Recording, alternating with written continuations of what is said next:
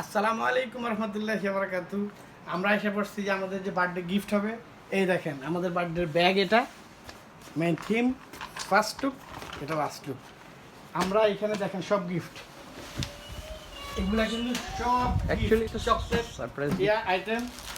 এই দেখেন আমাদের একটা গিফট, এই যে গিফট আইটেম, এই সবগুলোতে গিফট আপনাদেরকে কালকে। এই দেখেন বাচ্চাদের জন্য কত আইটেম, দেখেন আইটেম আর আইটেম।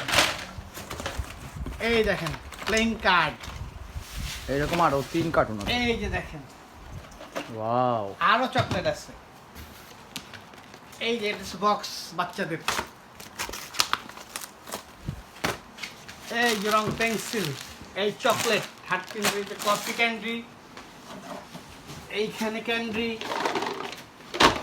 17টা আইটেম। খালি টোটাল হবে 23টা আইটেম। এটা হচ্ছে কমলা চকলেট, এই হচ্ছে একটা রং পেন্সিলের রাবার, এই হচ্ছে একটা, এই যে এখানে 2টা, এই যে শার্পনার, এইখানে হচ্ছে ডেয়ারি মিল্ক,